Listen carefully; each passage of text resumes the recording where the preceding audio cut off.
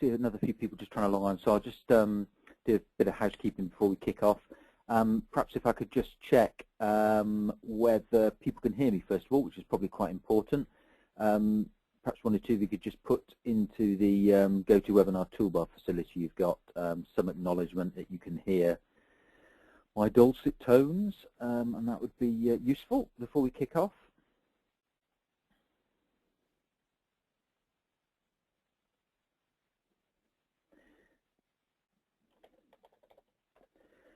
Excellent, thank you for that. Sounds like sound is working well. Just a couple of other points. Tonight's session is a audio one-way broadcast, so what should be happening is you'll see some slides on the screen. Currently the header ones that welcome you to this evening's webinar, and hear me. I can't hear you or see you, however you've got your equipment set up and however loud you shout. And you shouldn't be able to see me either, other than my photo on the opening slide. So if you want to ask any questions during the session, the best way so that it's fair on everybody is just put a question in the facility you have on the GoToWebinar toolbar. When we get to the end of the session or its main content, I'll let you know. Those that need to disappear and go off and do something else are free to do so. Those that would like to listen to the answers to the questions, irrelevant of whether you've, or irrespective of whether you've asked a question or not, if you just want to listen to the answers, more than welcome to hang on, and I'll let you know when we're entering that phase. As far as this evening's session is concerned, I know that many who registered for the event will also have attended the recent CV webinar. So some of what we cover tonight will remind you of that. I have to tread a fairly even line in regards to making sure that I cover off some relevant subjects for LinkedIn. They will touch on the CV subject, so there may be a little bit of duplication, but I'll try and keep that to a minimum. And the session is focused on how to get the most out of LinkedIn and make the profile work for you, not to become a technical expert on LinkedIn. There's no requirement for that to be so, which reassures some people. So as regards to the content, the prime aim is to make sure that whatever you're doing on LinkedIn, if you decide to have a presence or already have a presence, we enhance that to the maximum, and we make your profile work for you, whether you are active on LinkedIn or passive, and we'll touch on the difference between those two modes later. Right, okay, let's kick off. It looks like we've got everybody that we should be having in terms of sign-ons. Just briefly, and this is a bit of duplication for those people that were on the last event as far as CV is concerned, a very brief introduction to who on earth we are. So we are the CV and interview advisors. We are associated with Silex and provide CV writing, LinkedIn writing advice and guidance via these webinars. As a business, we operate similar services for clients who are prepared to pay us money to do exactly that sort of a thing. So we exist to write CVs, write LinkedIn profiles, provide interview coaching, advice and guidance, and do that for a variety of individuals, associations, membership groups, etc. The reason why I mention that is not so much to big us up or indeed my own background, but to give you the confidence that we know what we're talking about and what we put into practice works in the marketplace, and we've been doing it long enough to prove that point.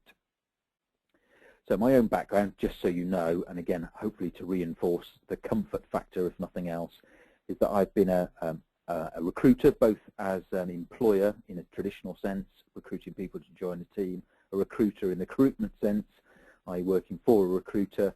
I've worked with CV and interview advisors for a few years now, reviewing CVs and writing CVs. The reviewing CVs into the probably tens of thousands by now, the writing CVs into the hundreds, if not the thousands. Main point being, as I say, to reinforce the fact we know what's going on in the marketplace, we know what works and what doesn't work, we can identify that very quickly, and we can take remedial action or recommend remedial action. And during the course of this evening, one of the things I'll be doing, much the same as I did during the CV webinar, is trying to point you in the direction of doing some self-diagnosis, asking yourself the question, am I doing this? Am I doing that? And if so, what is the likely outcome going to be? and trying to then point you in the direction of getting some proper action sorted if you need to take it. So the rest of the team in the business are pretty similar, and we probably get a really good view, an overview of the macro situation, what's going on in the marketplace in lots of different sectors for lots of different roles, and then act accordingly. Be a few cliches flying around this evening, I'm afraid. One of those is hot skills. We know what the hot skills are in the marketplace at a given moment in time in a particular sector. It's important that you know that before you attack the job market. At whatever level you are, there are always a set of skills being sought. Some of them are soft and behavioural. Some of them are harder and functional. But people are on the lookout for them. They change, they evolve over time. What was important and hot 5 months, 5 years, 15 years ago isn't necessarily so now, but might be. But the key thing is knowing what those skills are and adapting your message to suit. One of the uncomfortable things about the job market these days is that it is necessary to view yourself crudely as a product or service to the marketplace. However nice or not that might appear as a proposition, it's the reality, I'm afraid, for most people. Employers have a problem, a need, a requirement. You are that solution in the form of a service, product, an individual. Getting your message across to the marketplace about what you've got to offer is really important. And last time we talked about doing that via the CV, which is still the prime mechanic to achieve recognition and to get that fit right in the eye of the recruiter or hiring manager. LinkedIn increasingly is playing a major role in that as well. The two combined are a very powerful set of tools for you to get into the job market and build a profile, whether you're active in the job market or not, as we'll see later. And ultimately, it is a bit aggressive, and for those that attended the last event, you might smile at remembering this comment that we know a good CV, whoever writes it, whether it's you, us, or anybody else for that matter, will crudely smash down doors. It will make the difference, in effect, between getting an interview or not, getting interest or not. It's that black and white. So that's a little bit about us. Let's talk about the main thing that we're supposed to be reviewing this evening, which is LinkedIn. Now I have to, again, plough a path, take a path that's assuming that there'll be some people watching tonight who are on LinkedIn, understand it, and maybe are reasonably competent at using it, and there'll be others that may be even viewing it with skepticism and wondering whether they should have a profile or not. And then people in the middle who maybe have a profile but don't really do a great deal with it and are not really sure how it should be working for them. So I'll try and walk that narrow line in the middle somewhere. But of course, as a reminder, if you've got any specific questions, more than happy to answer them at the end of the session. Just type them into the question facility, and I'll come back to you at the end of the session. So what is LinkedIn? Well, for most people, it's fairly self-evident that it is a professional networking site to be distinguished from a social networking site. It is not a social networking site. It is a professional networking site. It doesn't have the same features and facilities as a Facebook of this world or a Twitter. That's not its purpose, and there are limitations if people wanted to use it as such. It's vastly and rapidly expanding. Every time we look at the numbers, they grow bigger and bigger and bigger. And the point behind that is not one of, if you're not in it, you're missing out on something. For some people, that is true, but that's not the reason why you should necessarily be on it or gravitate towards it in a hurry if you're skeptical. The main purpose behind the numbers is that it's driving and shaping how recruitment is done, certainly in the UK, most of Europe, and increasingly on a global basis, obviously US, Canada included in that. And it's the sheer mass, the technological aspects of LinkedIn, which we'll touch on later, the mass of people on it, the ability to do certain things, and the interest it's now garnering from recruiters and employers particularly, that make it so important and something that you should at least consider as part of your job search if that's the phase you're in, or profile building if that's something that you're bothered about going forwards. Some of the people that are on these webinars and that we talk with about writing their profiles, if that's what they're interested in, are and often arrive at us with a skeptical mind, and they think, okay, well, I've heard of LinkedIn, or I'm on LinkedIn, hasn't really done a great deal for me, or I'm puzzled about how I can make the most of it. how it can help me build a career or improve my situation. And one of the bits of feedback that we often get is that people are worried that being on LinkedIn and making any changes will alert their current employer or somebody, a client possibly, to the fact that they must be looking to move. And I'd like to try and remove that as a potential objection. That's not to say it's not a real objection and that you need to be careful what you're doing and how you're positioning yourself on LinkedIn. But there are so many reasons why people use LinkedIn and what's driving its use, job seeking just being one of them, that hopefully if I paint that picture, you feel maybe a little bit more relaxed about taking a role and playing a part in LinkedIn that won't raise any concerns for you and make you feel nervous about taking part in LinkedIn. So of course we've got job seekers, that might include you, lots of other people actively looking for work, which you can do on LinkedIn. There's a facility to search for jobs. Lots of jobs are posted on LinkedIn these days.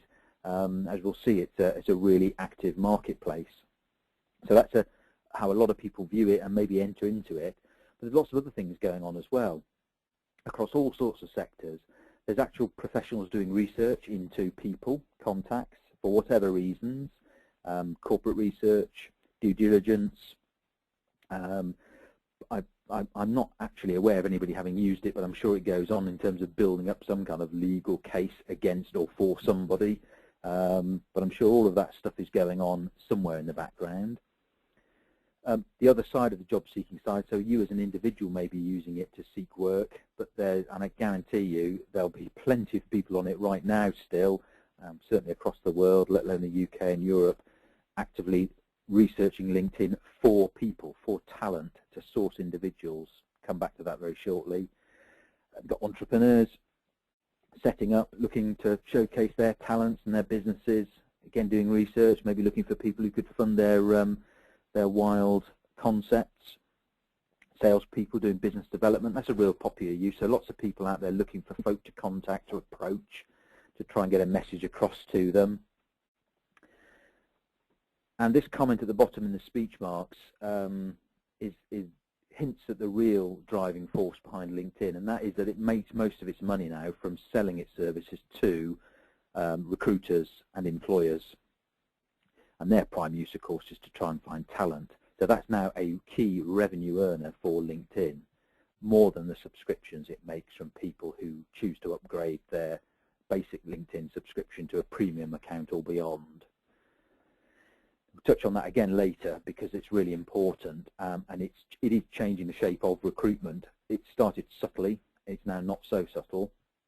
But the key thing here, the reason why I'm going through this detail is to try and get across the message that if you're on LinkedIn, it's now expected that you update it, you participate as much as you want or as little as you want, but that it's quite legitimate to be active on LinkedIn in a certain way, and that doesn't necessarily mean you're about to leave the business. Whatever the reality may be, the expectation is the profile changes, you're joining groups, associations, connecting with people, maybe contributing to question and answer sessions via the groups. There's lots of reasons why people are on it and utilizing LinkedIn. It's not just about job seeking. However, our focus and most people's interest and why they attend these webinars is exactly for that reason. So if you are in job seeking mode, or you foresee yourself being in that mode at some stage in the not too distant, or if you're actually just wanting to make sure that you're positioning yourself well for opportunities that may be lurking out there. So you're not active, but you want to make sure that people don't miss you if there's a really good opportunity that somebody's been briefed on and you would like to be part of that process. Let's say passively or actively, doesn't really matter. LinkedIn, of course, offers a huge number of advantages. So I've talked about one of them, which is you can search and apply for jobs.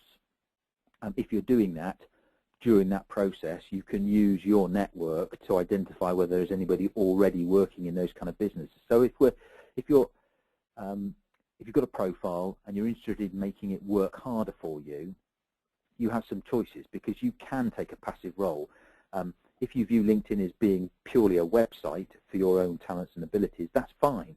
And there are plenty of people who set up a profile and leave it for months, years, possibly without changing it. That's absolutely fine, as long as whenever it's being looked at, it's a reasonably up-to-date and relevant profile on your abilities and where you're at. Obviously, if you move on and you keep the profile as it is, that's not so clever. But if all you want to do is allow you to be visible to others for your skill set, as long as it's a well-written, well-structured profile, you could just leave it and not take any further action. But if you want to take a more aggressive role, there's plenty of things you can do. And one of those is to, of course, search for jobs, but then use the power of the network to actually contact people who might be working at your target company already. And that might give you some valuable insight and information. So it's a bit like mini due diligence on a potential employer for your own personal interests.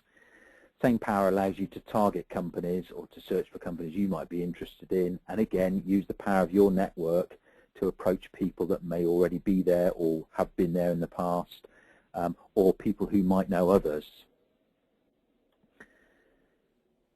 If you're really interested in making yourself aware to others, you can use LinkedIn to, of course, target decision makers, people who might be responsible for hiring decisions within organizations, and if done in the right way, we'll touch on this later, approach them directly and add them to your network. Now, this is particularly useful and easy if you're a part of a group where the group membership is then visible to you. So for certain associations, I'm guessing that Silex has a LinkedIn profile of some sort and representation. Other groups and associations will, companies will, of whatever persuasion, will have a corporate presence on LinkedIn.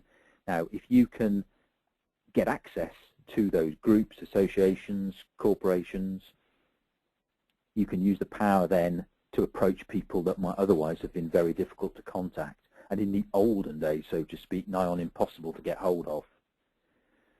So you can be very proactive if you choose to be so. Within your own network, you can then find other people, get introduced by using people that you might be connected to introduce you to others who are beyond your network, but then would become part of your network by being introduced by a colleague, friend, peer group, whoever's in your own network. So it can be a very powerful tool. And as I've hinted at, if it's particularly appropriate to people who are looking to switch emphasis in their role, maybe to change direction, or to build their profile and to enhance their career, move into a different area, it's really important that via LinkedIn you join groups and associations that represent those interests. Because any self-respecting recruiter or hirer, if they're faced with let's say you've applied for a job with a traditional CV, somebody's interested in you, it's a slight shift in your direction, you're looking to move up the ladder into a different function, into a bigger role, into an area that demands more skills, maybe skills that you don't quite have, but you're the right kind of person that you can get that message across. Then somebody looks at your LinkedIn profile and think, well, if they're genuinely interested in this new subject area that they claim to be interested in, what groups do they belong to on LinkedIn to substantiate that? And clever recruiters and hirers will look for the evidence of your interest in those areas.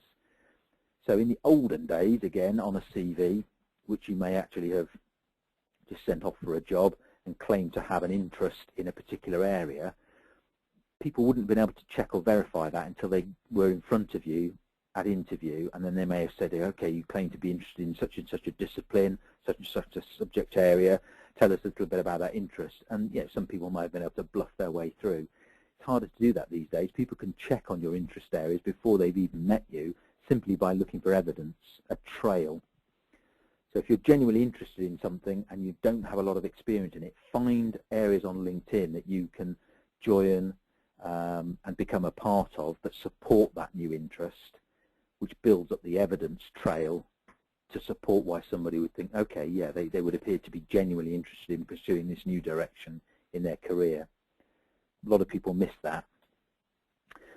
You can find groups where hiring managers hang out. So again, membership groups, organizations, associations, just a little bit of lateral thinking. You know, I'm interested in moving into such and such an area. That area must be represented in some way on LinkedIn. I can almost guarantee it will be. find out where those groups are, join them. Some groups do require you to have certain criteria, or you'll be vetted before you join, but there's no harm in trying. And once you're in, you get access to all those people. And ultimately, so all of those things I've talked about so far are fairly active activities. It requires you to make the decision that you want to actually go along that path, and it does require a bit of time. But as I've stressed, you don't have to do any of those things if you don't want to. LinkedIn, well written and well structured for you as an individual, left alone, is still a very powerful tool because it allows you to be found, which is why I highlighted this last point. And the writing underneath the "be found" exclamation mark statement is a quote very recently, a mere 3 weeks ago, I think now, that it hit the press, that LinkedIn has bought a company called Bright Media. That's not that relevant in its own right, for a lot of money, as inevitably these internet-y kind of things are. But the important thing, and the reason why this is so interesting, is that Bright Media, again, typical for its ilk, very new company, probably hasn't earned any money yet, or very little, but LinkedIn have pinched it because they're very clever at using algorithms to match people with employers, which is why I drew out this quote. And this really just reinforces where LinkedIn's heading. It's already disrupted the recruitment market to some degree. There may be some on tonight who've used it to try and find talent people, and there may be people who've been approached because of their presence on LinkedIn. That's only going to increase, and it only reinforces the fact that if you want to be noticed, contacted, headhunted in the traditional sense, I suppose, by people looking for folk with your skills, you need to be on LinkedIn, and you need to have a well-written profile that will be picked out when people search for the kind of skills that you've got. And the kind of technology LinkedIn is investing in is only going to make that process more and more prevalent. Comment at the bottom in red is quite interesting as well, because for some time now, we're now being, of course, in 2014, more people have found jobs through LinkedIn than the world's biggest job board, Monster.com, which again, most people are surprised by. It is a really active marketplace for job seekers or people who just want to be visible. And that's the key thing. You don't have to be active on it. You can be passive if you're interested in being approached about opportunities that you might be interested in. Okay, so we've talked a little bit about how you can use LinkedIn and make more of it. We've hinted at the importance of having a well-structured profile so that you're noticed, even if you take no passive action with LinkedIn at all. You literally sit back and relax. But if you've got a well-written profile, it will still work for you, and it is a very powerful tool. So how do you actually write the profile and put it together? Well, we're going to take a look at that in a bit more detail now. So one of the mistakes people make is that, and those that attended the last Silex webinar on CV writing will realise why this is perhaps a problem, is that the individuals tend to use their current CV as the foundation for their LinkedIn profile. So either they're encouraged by LinkedIn's ability to hoover up the data automatically and stick the CV on LinkedIn, or they literally just copy and paste great swathes of text and fill the boxes on LinkedIn. Now, of course, it presupposes that the CV is effective, but is that actually the case? And so I mentioned some of the sort of self-diagnostic tools that you can use as we go through this evening to try and identify whether you should be thinking of taking any action. And the first one is actually to try and assess whether your CV is effective or not. So again, for those people that saw the last webinar on CV writing, this hopefully will be familiar, and that is that whatever anybody tells you about your CV, and I would include myself ironically in this statement, the absolute acid test is whether the CV is proven to get you a sufficient level of interviews or not. And if there's ever any slackening in that statistic or problem with that, then I can virtually guarantee for everybody the problem is the CV. Of course, it has nothing to do with you as an individual at a personal level, because nobody knows you from Adam, or in very few cases people know you. So that's not the issue normally for people. It's the message you're communicating on your CV that still is by far and away the prime motivator for people selecting you for interview. If they're not doing that, it's because they don't like the message you're sending them. It does assume, of course, you're applying for jobs that are relevant. They might be a bit of a stretch, and that's fine, but that technically you hand on heart believe you could perform the role. If you're trying to apply for something that is way beyond your capabilities, then obviously you ought not to expect to get too many interviews, and it really doesn't matter who writes your CV and how they write it. If they're sticking to the truth, you're obviously not going to be able to make a quantum leap necessarily. So it's, as long as you're applying for relevant jobs, if you're not getting the interest in the interviews, it's likely to be the CV that's a problem. So guess what? If you copy the CV across to your LinkedIn profile, then you're going to get a poor LinkedIn profile as well. And nobody's going to be compelled to interview you based on 2 sets of ineffective information floating around the ether. So first, I suppose first question is, if you're active in the market and you know you're having trouble getting interviews, I can virtually guarantee the CV is the problem. So then at least you can think, okay, well, that being so, what do I do? We'll come on to that later. But it also helps you do a bit of a self-check on, okay, well, if that is the case, just copying pretty much the same message to my LinkedIn profile is not going to help. In fact, in some cases, it might actually make the situation worse. You'd be surprised how many people also have a subtly different CV and LinkedIn profile. There's no harm necessarily with that, but it all depends on the message you're sending to your target audience. So our view, again, familiar to those who attended the CV webinar, is that your CV and your LinkedIn profile should be presenting a business case, a strong business case, as to why somebody should be considering hiring you, or at very least interviewing you. Ultimately, the CV's job is to get you interviews, not jobs. And the LinkedIn profile, to some degree, is to make sure you get those interviews, or to be spotted, and for somebody then to make a decision on whether to interview you or not, either with or without CV as evidence. What is a business case? Well, it's like anything in life, but it's the justification as to why somebody should be investing an amount of money in you or considering investing that money in you. And we'll touch on this a little bit later, but essentially we spend a long time looking at this last webinar. That business case is critical. If you're just going to market presenting your target audience with a list of things which add no value, it's a bit like if you had to go to a more senior person in a business and ask them for money or an investment or some proposition. And you can't just ask for it normally. You've got to present some kind of logic as to why they should be considering your proposition. And it's the same with a CV and a LinkedIn profile. You've got to present a logical, sound argument to your audience as to why they should be taking a course of action. And in this particular case, that's interviewing you and then possibly considering hiring you, but it's the interview that's key.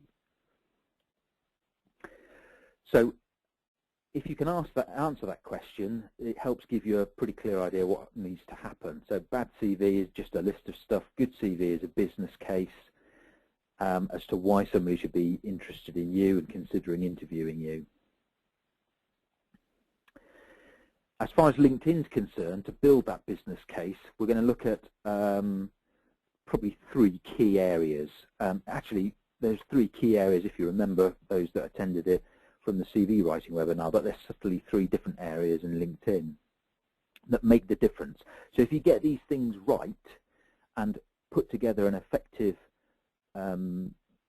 set of content, you will automatically create a strong business case for your target audience. The first area is called the professional headline. Now, quite a few of you might not know what that is on LinkedIn because it's not featured as such unless you're editing your profile. So we'll come on to that later in terms of where you find it.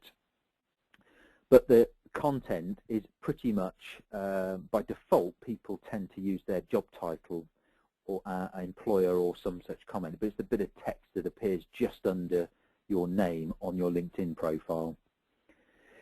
And what that ought to be, again, another cliche I'm afraid, is the value proposition that you have, or the core value proposition that you have to offer the world, as opposed to just your job title. And I'll show you why shortly. If you don't know what your value proposition is, of course, you're on the back foot already, because that means if you can't articulate to your target audience the value you could bring to their organization in ways that they'd understand and find compelling, then of course you're just amongst the also-rans, crudely, who are just relying on whoever they worked for, their job title, and a few other bits and pieces to try and convey a message, and that's just not strong enough for most people. LinkedIn, in a way, doesn't help with this professional headline, I'm afraid, because by default, if you have recently set up your profile, or you remember setting it up, or you've edited it, or changed jobs recently, one of the things you might notice is that when you fill in your current employer or most recent employer, LinkedIn asks the question, in effect, would you like me to use this information to populate your professional headline? Which to most people sounds like a really clever, convenient idea, saves them a bit of time. They just wanted to spend 5 or 10 minutes on Sunday afternoon setting up their profile, job done, there you go, I'm now a member of LinkedIn. I'm afraid life's not that simple, and LinkedIn doesn't help by just taking the default setting. So it could be that if you are a solicitor at such and such an organisation, that appears under your name, and you might think, yeah, but that's the truth, that is what I am. Yeah, but there are thousands of people who carry that kind of title. There might be hundreds of people that work at your organisation. It doesn't really add any value, just reflecting what your job title is. If you've got an odd job title as well, it makes it even worse, because if it's almost unique to your employer, what does that mean to the outside world? It might mean nothing, and you might get rejected simply because people don't understand what level you're at and what you have to offer, and they may not take the time to read any deeper into your profile to find out what the reality is.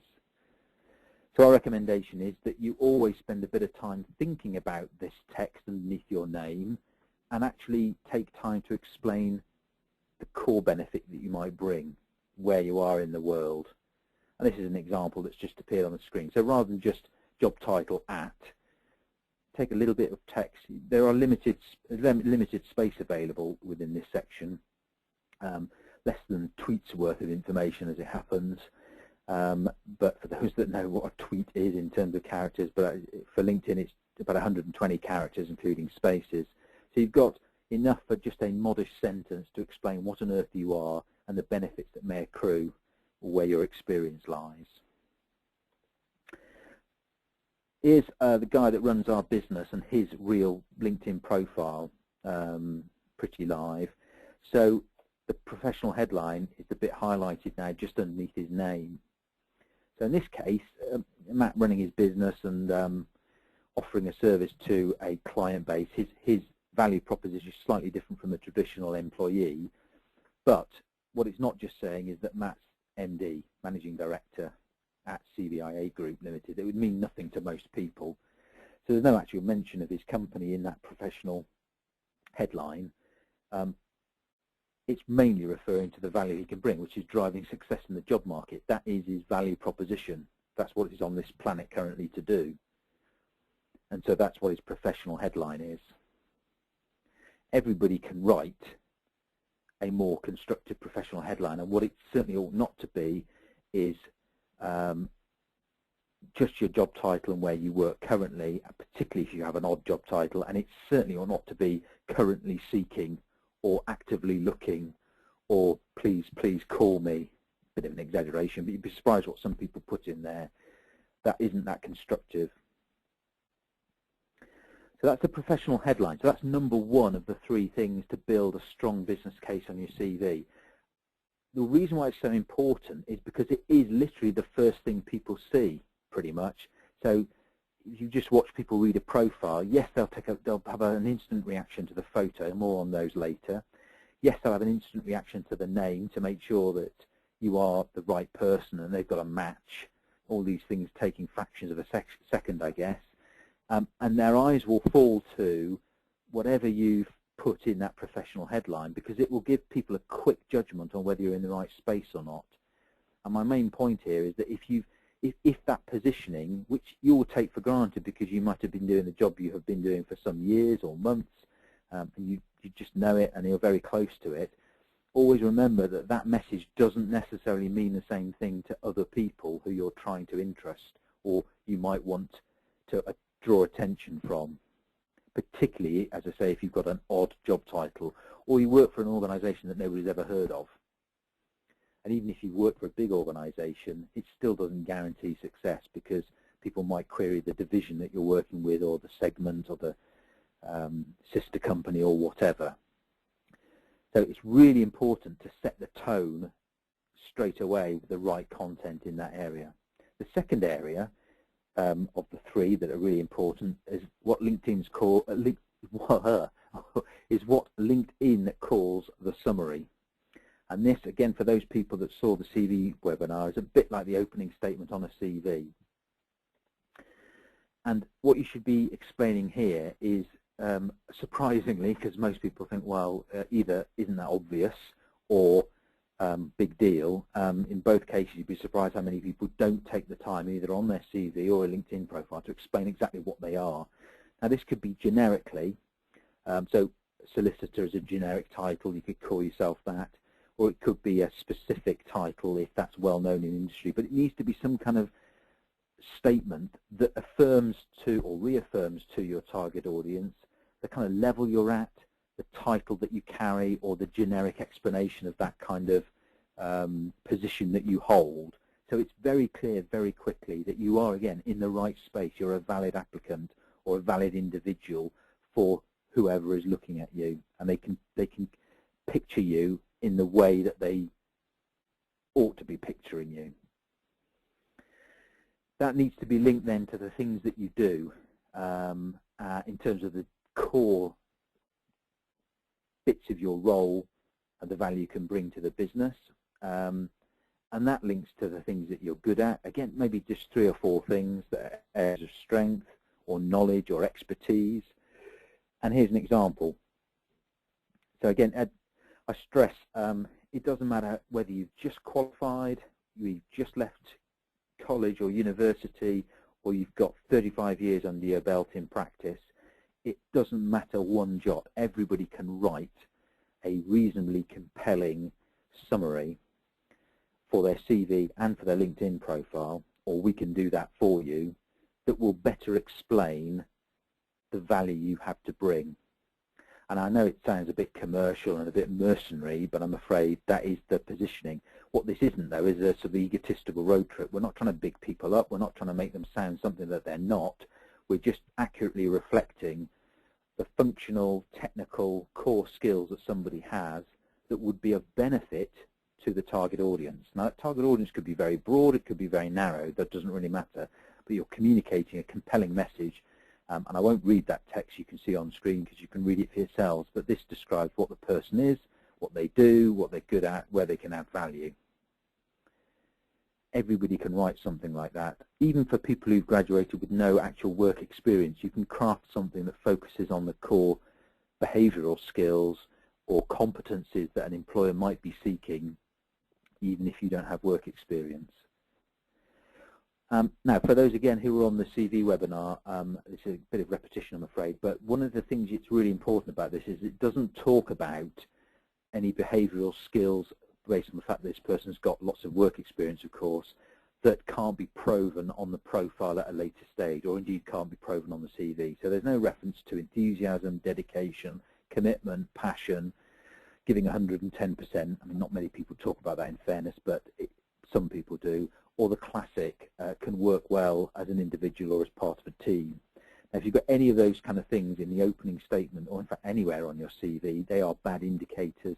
And the reason why they're bad is not because the skills aren't admirable, not because employers aren't looking for those skills, but they're entirely impossible or incredibly difficult to prove on a CV or a LinkedIn profile. So if somebody's got a job opportunity at whatever level and they're asking for enthusiasm, commitment, dedication, that's not to say that you put them on the CV. You'll not get an interview just because you're reflecting those skills, I'm afraid, because the employer will be looking at a matrix, and they'll, be that in their mind or on a piece of paper, but in effect they'll be thinking, well, we'll judge all of the behavioural things when we physically meet somebody or put them through an assessment centre. We certainly won't be taking it as read that just because they've put enthusiasm on their CV, they must therefore be enthusiastic. It doesn't work like that. And for anybody who's employed anybody, you'll know that's true, of course. So there's no point in making reference to those on the CV because they will not get you interviews. There's no point in referencing them on LinkedIn because it will not make the material piece of difference. What's important is you focus on the functional, technical skill areas that you possess and the benefits that would accrue from them, and hint at that. And that's a key difference and a mistake that most people make. So again, another self-diagnostic thing. If your LinkedIn profile is in effect a carbon copy of your CV, and in both you're stating all these wonderful behavioural skills that you have, it's not adding any value at all. And all you're doing is appearing to be yet another one of the many who claim the same things. And just for reference, on the LinkedIn profile, that's where the summary is. It's the bit that normally appears unless you've reordered it yourself, but it ought to be the bit that appears right under the name, the photo, the professional headline, and the blurb on the header. It's the next piece of text, and it's a logical flow. So you've got your name, you've got your professional headline, which ought to be a statement of intent, if you like, a clear marker that you are something relevant and appropriate. And then the summary expands on that quite a lot by saying, okay, this is what I'm doing, this is what I'm good at, this is what I've got to offer the world, and setting the scene even more so. So it's about building a story, in our case, building this business case. So that's the second of the three things I mentioned. The next bit actually isn't a core part. It's not the third magic thing to do on LinkedIn profile, but it is important. I'll come on to the third magic thing shortly. But of course, most people are aware that on LinkedIn you do have some kind of chronological order of events in your life, what's built your career, and of course that does need to be on there. It helps to substantiate where you've gained your experience. And so LinkedIn has a section which you can complete if you've known it, so if you've been through it. You enter your employer, the dates, the title of job, and a bit of blurb. Our recommendation would be you don't go and spend a lot of time detailing what your roles have been about, certainly not to the degree you might go on your CV, and certainly not for the last few jobs. You just want to summarize each role briefly. Therefore, you don't want, if you've got a CV with lots of bullet points, you don't want to be replicating those per se. And again, most people fall into the habit of copying and pasting. You don't really want to be doing that.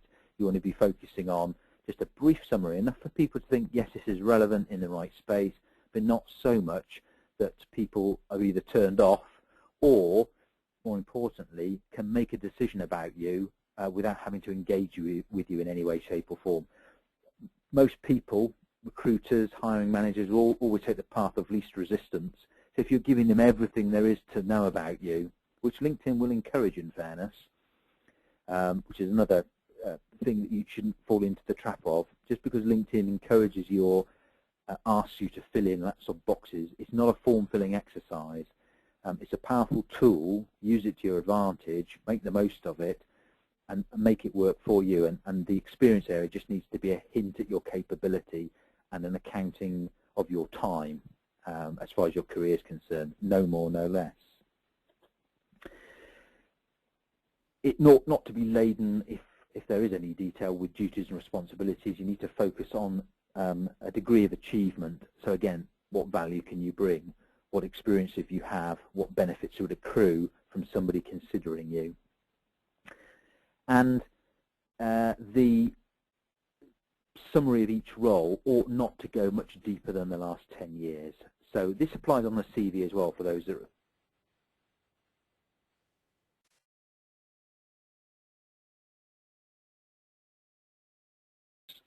and the horizon being roughly 8 to 10 years. It does vary by person, but as a rough guideline. Same on LinkedIn, but remembering not all the detail, just some information. And then for everything older than that, literally just one line on LinkedIn, if that at all. In fact, there's no compulsion for you to have to replicate your CV in terms of all the chronological history. Nobody expects to have that either, and in fact it can be quite harming. So if your career goes back to the early 90s, 80s, and certainly 70s, you don't want to be putting that on LinkedIn, irrespective of the age discrimination laws, blah, blah, blah, blah, blah. It just doesn't help your case if you're having to rely on that to get people's interest. In fact, it's probably not going to get people's interest. So our argument would be on LinkedIn, there's no compulsion for you to detail everything, so don't. Just put the stuff that helps build your business case to some degree and support why people should be interested in you. Now, the third area of the three that help build your business case is an area called projects on LinkedIn. So far we've talked about professional headline, the summary, yes, having to detail some chronological order, but the other area that not many people use, and in fact a lot of people aren't even aware of, is an area called projects. And projects are really useful. And the area which they are is, now looking at my profile because I had to edit it. So if you go into your LinkedIn profile and edit it, you will see a screen not dissimilar to mine. And projects is somewhere down the right-hand side. It depends on how much information you've already put into LinkedIn as to where it precisely appears in order, but roughly it's somewhere as highlighted by that red oval. And click on that. It brings up a screen not dissimilar to this, and it allows you to enter achievements, events, notable cases, possibly, things that are relevant to you and your abilities, which I'll come on and show you an example shortly, but it's a really useful area to be able to flag real-life events that build this business case that I've been going on about, that support the evidence that you've made on your CV or in your LinkedIn profile as to why you're a valid, relevant candidate. And you can call the project a name and then fill in certain text and provide some content to back up and provide the evidence that's required.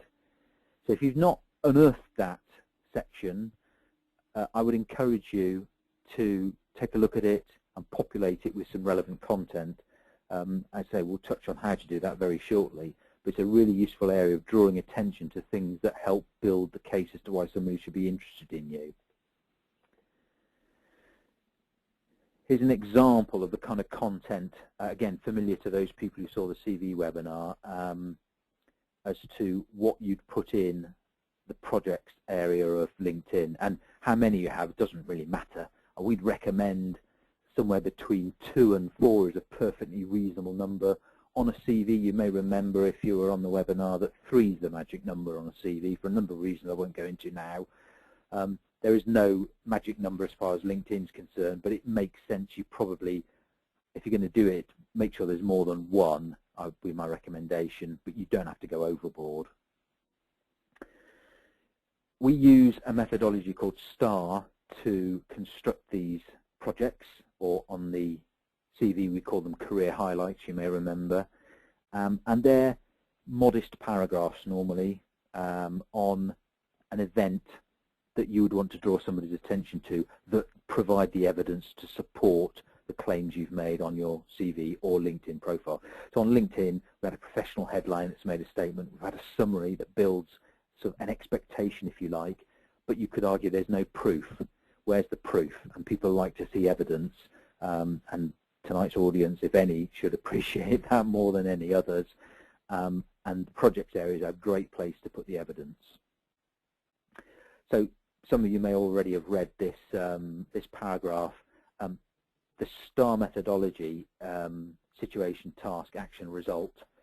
Situation is the opening sentence, the scene setter, if you like, the headline news to what this event was all about.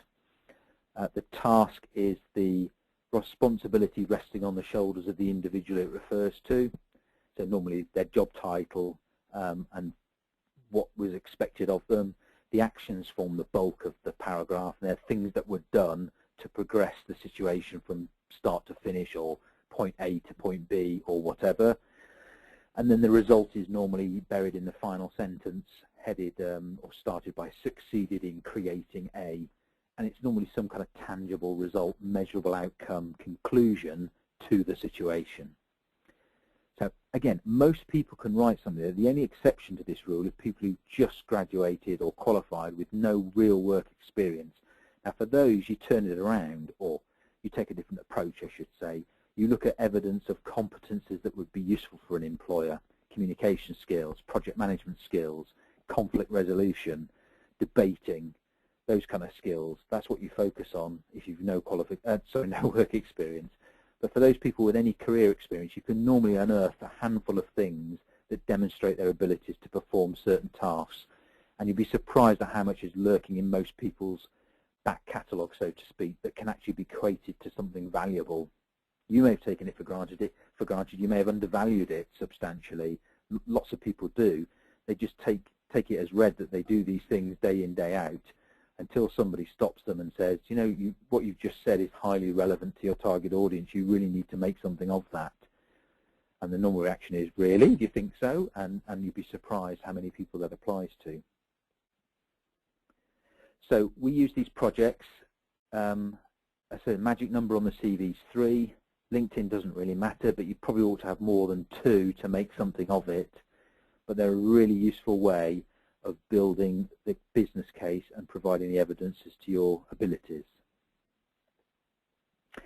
Now, just a quick pause for breath before we take a look at some of the other things that are important about LinkedIn, including things like whether you should have a photograph and some other tricks and hints and tips. Those of you who are on the CV webinar will know that about now I started to say to people, okay, well, look, you're probably starting to think, okay, is my CV up to scratch? You might not have the absolute answer to that, but you'll have a pretty strong clue. Is it building a business case? You'll have a pretty strong clue. So at this stage, you can start to think, okay, do I need to take any action? And if you do, you can either do something yourself or, of course, use our services. Now, if we're involved in that process, if you want help, which we can obviously provide, we're in the business of taking people's CVs and LinkedIn profiles and rehashing them and rewriting them from scratch. We don't amend things, you don't refine things. That's technically almost impossible as it happens. So you have to start from scratch. And the process lurking behind that, because it's not the work of a 5-minute chat, I'm afraid, is a fairly in-depth interview with you as an individual to examine a whole set of attributes, starting with, is your career objective valid and appropriate, and do a bit of a sanity check on that if you like. Work out whether you're heading in the right direction and what you've got in your toolkit to support that. So if you don't know what your value proposition is, or whatever you want to call it, we help you with that and can define it. We can draw out the things that you're good at and how the market would value those. And a lot of people have a reasonably good idea of things they're strong at, but don't know how to articulate or get that message across to their target audience.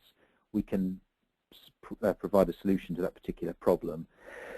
And for those that understand LinkedIn, you may think, okay, well, if somebody goes in and amends my profile, whether I do that or a third party does it, surely, again, isn't it drawing attention to something? Well, yeah, of course it can do, but there are all sorts of tricks you can play with LinkedIn, one of which is you can turn off the facility that broadcasts all the changes you make to your profile, either temporarily or permanently.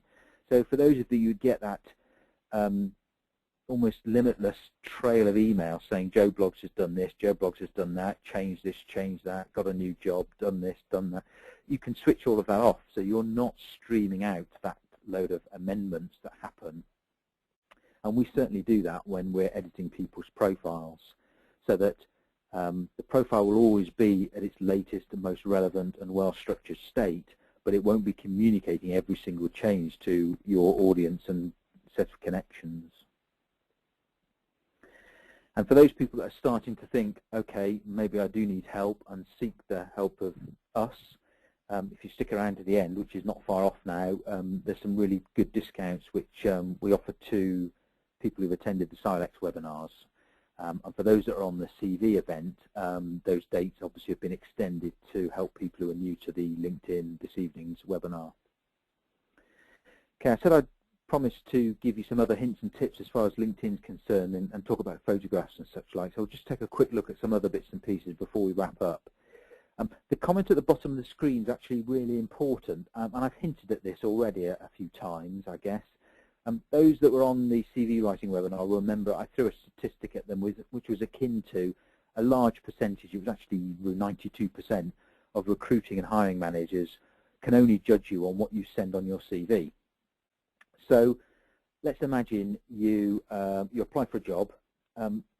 Understandably, pretty much the only way that somebody can judge you for that job will be the contents of your CV. There's no magic crystal ball that recruiters can see into, unfortunately.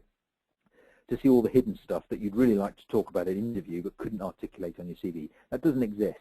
So if you send them, in effect, rubbish on your CV, your chances are going to be slim of getting an interview, and whether you ever find out that being the root cause is a moot point, but take it from me, if you're not getting the interviews, the CV is the problem.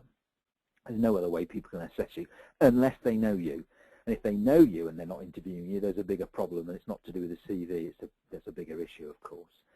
After that, once you've gotten past the first hurdle, if you like, the vast majority of that vast majority are going to then check you out on LinkedIn. In fact, they're going to check you out on other social networking things. So some people will have software that will trawl Facebook, Twitter, and all sorts of other things, looking for instances of your name. But they'll certainly check you out on LinkedIn. And that can also make a difference. So it'll either reaffirm their decision to interview you, or it might put them off the scent. Again, you might never find out about that, but it's happening. So it's really important to make sure the LinkedIn profile is sorted. Now, a few other bits and pieces. If you're, I've mentioned, for those that are quite active and want to take an active role, you'll know that when you try and connect with people, LinkedIn will offer you a default message, which is something like, hi, I'd really like to connect with you. You have to enter in a, do you know this person? Are they a former classmate? Have you worked with them? Are you their friend? Or some other categorization. You've got to give a reason as to why you're connecting. But you can't change that, of course. You just select the one that's most appropriate. But what you should change is the default message inside that little box that most people don't, particularly if you're targeting folk that might make a judgment on your career, because it looks a bit lazy and complacent if all you've done is stick to the default message and either not bothered to sign it or just hit send, send invitation, and left it at that. Take the time to personalize that message, maybe even giving a reason as to why you'd like to connect. It does make a big, big difference to how people perceive you and your approach. SEO stands for Search Engine Optimization. It's all about the way that you're recognized digitally. On LinkedIn, there's a fantastic area called Skills and Expertise. You might know about it. You can pre-select up to 50 skills or areas of expertise that you possess. There's very few skills that LinkedIn hasn't got in it already. You pre-select them. That helps you be found. People, lazy recruiters in the sense that people that either too busy or can't be bothered to use the powerful search functions that LinkedIn offers, will just pre-select themselves skills that they're looking for. So your CV, your details, your profile will not appear if you've been lazy yourself in not actually structuring your LinkedIn profile to make the most of those skills and expertise that you can code it up to have. And so most people tend to have a handful of skills, but you can select 50 of them, and I'd encourage you to make the most of those. Where you can, if you can justifiably recommend others, for those of you who know LinkedIn, you can gain recommendations, but you can also recommend others. It's good practice to get into as long as it's justifiable and substantiated, because they'll work back to you, and it all helps with your profile and how it appears. As I said earlier, join groups that are relevant to your area of interest, be it now or in the future, because that will expose you to other people within that group who you might otherwise have found difficult to contact. If you want to, participate in group discussions, because it helps build credibility and again justifies to people viewing your profile that you are genuinely interested in a certain area. Where you can, ask for people to recommend you, but only get people to recommend you who ideally have managed you, employed you, or where you've been in a subordinate role. It doesn't look so clever if you've got a whole heap of recommendations from your peer group or people you meet down the pub every Friday evening, because most people will see through that.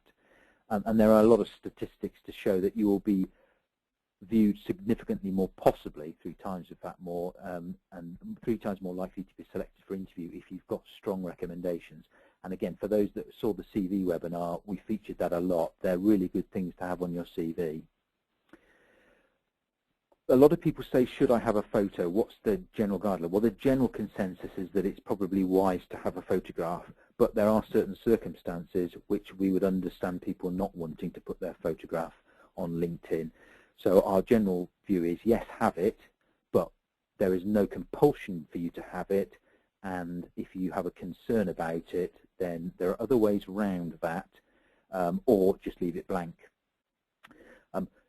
Just to reinforce the fact that LinkedIn is not always so helpful and a bit tongue-in-cheek, for those of you who know it well enough, you may be aware that your profile is graded from beginner to intermediate, advanced, I think, and expert user, I think, is the ultimate or close to. And it makes you feel comfortable because the more you put in, more information you put into LinkedIn, the better that profile or that score is, and everybody assumes that that must mean that they are some kind of super user. Just to illustrate how ridiculous that is, I'm afraid if you filled in every single section of LinkedIn, yes, it would attract a high rating of profile, but you literally could enter any text you liked, even if it was the same character. But worse still, you could stick a photograph of a monkey or a banana on your profile, and that would increment your score because photographs accrue more points, so to speak. So it just shows you that it's not the form-filling exercise that some people take it to be. It's the content that's key, and you don't actually have to fill out all the boxes. You don't have to contribute all the information. You certainly don't have to be talking about where you went to primary school, for example. That will make no difference to you getting any interviews, but it will attract a higher score from LinkedIn because you've ticked more of their boxes and given them more information. So you need to be canny with it, but photos, we'd say yes, unless you've got a good reason not to. Profile strength is that very comment about the score LinkedIn gives you. Ignore it. That's not the most important thing. It's the content that's key. And for those who have ever noticed their LinkedIn URL, so just underneath your name, when you're editing your profile, you'll see that you get, in effect, a URL for your own personal LinkedIn account, which you can direct people to. Some people put it on their CV, and that's fine. But it's normally a whole list of jumbled up letters and numbers and not very friendly. So you can go and edit that, and if it's available, you can call it something much closer to your real name or something at least more memorable, and we would encourage you to do that. We would do that if we were editing your profile. And then finally, as I hinted at earlier, you can move the sections around. The default settings that LinkedIn offers aren't the best. They're not hideous, but they're not the best. And particularly if you add projects, remember we talked about maybe having 2 or 3 projects on your profile, you'd want to bring them towards the top of the profile. So a stronger business case can be made simply by reordering the sections. And we do exactly that if we're writing people's profiles. I would encourage you to do the same if you're doing it yourself. Okay, so we're almost there, and almost bang on time. Quick moment of reflection. So you should by now have a reasonable idea, particularly if you attended both webinars, as to whether you've got a CV that does the job and a LinkedIn profile to complement it. So remember, acid test. If you're not getting interviews you deserve, you're not getting enough interviews, full stop, it's almost certainly likely to be the CV that's the problem. If you're active in the job market right now or have been recently, you'll know that. And if you're comfortable with the number of interviews, happy days, but if you're not, it's an indicator to do something. If you're not active in the job market, but might be in the future, or are concerned that you don't have the tools that are going to work for you, then the kind of questions you need to be asking yourself, which you may already be starting to form the answers of, is does your CV and LinkedIn profile build a business case as to why somebody should be interested in you? If it doesn't, a warning sign. If you genuinely don't know, approach us on the email I'll show you shortly, and I'll take a look at it and make a judgment for you. I would generally give honest advice on that. Whether you choose to accept it or not is your business, but we see enough of these things to know pretty quickly whether we think it is building a proper business case. And if your CV or LinkedIn profile doesn't actually have any relevant evidence to support that business case, even if you think you've got the business case, again, a warning sign. So then that leads a path to, okay, you need to do something. So you may not need to do anything. If you're comfortable with the number of interviews, or you think you've got a set of tools that will work well, you probably don't need to do anything. But if you're worried about any of those things or have the proof to back up the fact that things obviously aren't working, you need to take some kind of action. And if you're going to take action, you either do it yourself, following the steps over the last couple of webinars, or you get help. And if you're going to get help, then as the CV people saw recently, we've got a special offer that runs now until Friday, close of play this Friday. And the deal is substantial discount off us writing your CV and LinkedIn profile. So almost £100 off that. And for those that order, in fact, it probably works both ways the same actually, but we always say for the first 10 orders you'll get even more. You get a free cover letter and access to our interview coaching system, which is a really nifty piece of kit. But I'm actually going to say that anybody who orders by Friday, as long as it's by Friday 28th, then you get a free cover letter in addition to the CV and LinkedIn profile and access to our interview coaching package, which is a really useful way of practicing competency-based questions and being able to review them in the privacy of your own home without anybody looking over your shoulder. If you're not convinced by that and you want to stick a toe in the water, you can also purchase a what we call a post-webinar pack. So some templates, a workbook, copy of the presentation, some other bits and pieces for a very modest 18 quid if you include the VAT. In either case, then you need to visit the website link that's on the screen, and whilst we're talking, I will just copy and paste that link because I don't think you can actually click on it via this technology, I'm afraid. So I will just put it into the chat room facility, and then you can take a look at the website again in your comfort of your own home, so to speak, and visit the website, which will explain the service in more detail. So that offer runs until February 28th. I would encourage anybody who's got any questions or concerns or not quite convinced that they need to take any action, by all means contact us with the email or via our website. More than happy to help. That concludes the session.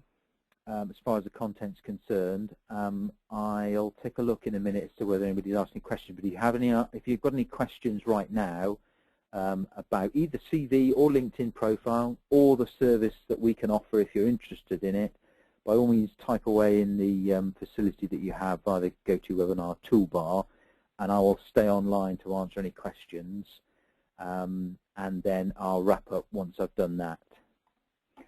Meantime, thank you very much for your time and attention. I hope you found that useful, and if you're on both sessions, I hope you found them both useful and are able to either put them into practice or at least take a decision on what you need to do next. Thanks again for your time. I'll now take a look at the questions. So if you want to hang on and listen, by all means you can listen to the answers. I don't think there are any questions asked. I'm just looking through here. Okay, interestingly, I made a comment earlier about Silex having their own LinkedIn, which it does. That's been confirmed. And also, for those that weren't aware, a Silex group on LinkedIn carries vacancies. So that's been brought to my attention, which is very useful. As I say, if there's any challenges with using LinkedIn to access those vacancies or indeed anything else, then either approach Silex, I guess, via their LinkedIn site, or talk to us and we'll explain how you can actually do that. I think that's about it. So I'll hang on for another minute or so, just in case.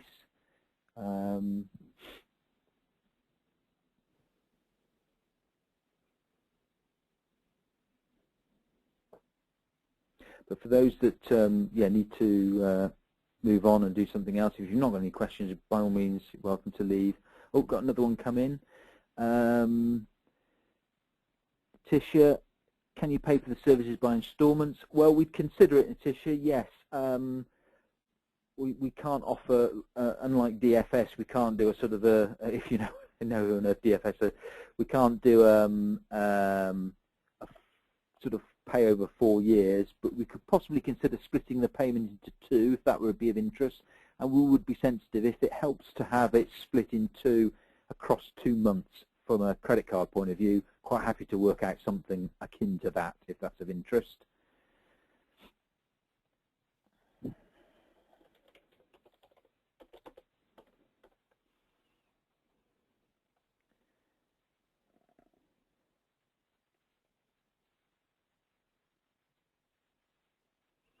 Okay, so thank you for your time. If you want to pursue that decision, just drop that email that's on screen. Just drop me an email, and that will get through to me. Just mention that we're on the webinar tonight, and we'll sort something out.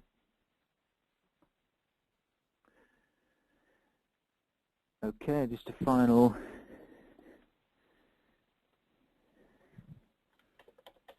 Sorry, I'm multitasking now.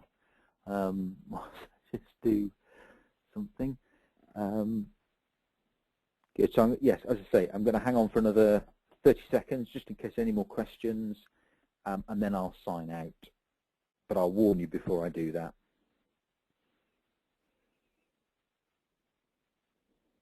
Oh, okay, Alan. How does the 1-2 hour interview work? By telephone or meeting, for example? Yeah, really good question, and should have made that clearer. By telephone or Skype. Logic, some people do say to us, oh, yeah, where can I come and see you, and is there an office to visit? And we tried that a long time ago when we set up the business, and it's interestingly almost wholly and spectacularly bad to do it face to face, and that is completely, to some people, appears to be completely contradictory. My own view is on this, as being a recruiter, is that you meet somebody and you start to assume all sorts of things, and that can sometimes be fatal. So it just works over the telephone, and if you're comfortable with that, then I won't go into that anymore. But if you're not comfortable with that, I would assure you that it works far better that way, and we've done it literally thousands of times now. It works really well. It's quite intensive. You need to do a bit of preparation, which we help with in advance, and we then take you through a process to extract in the nicest possible way all the stuff we need to extract from you. Most people come out the other end actually feeling quite like they've been through some kind of cathartic process.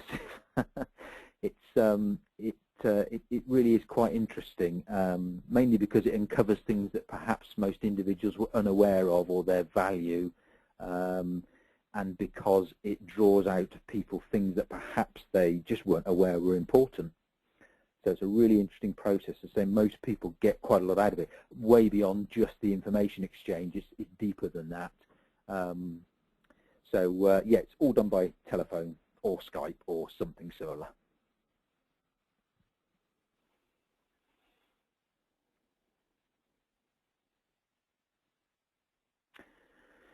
Okay, still a fair few people hang on with us. So again, I'll give it another 30 seconds or so, just in case.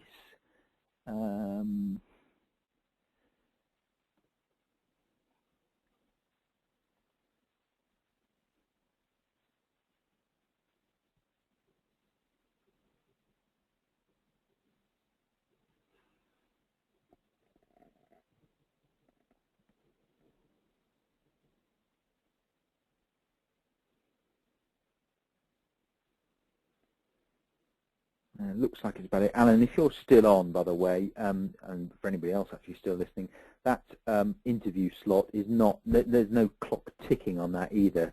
It tends to take somewhere between an hour and a half and 2 hours, but if we need 3, we might split it into 2, but that's what it would take.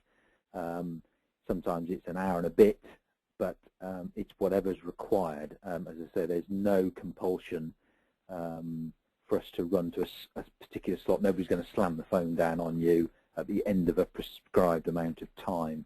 So it's generally a good consultative process, just in case you're wondering. And it can be done at strange hours as well, if that helps. So a lot of people obviously want to do it after work. Some people want to do it when they've got a day's holiday, or in the office over a couple of days, all sorts of things.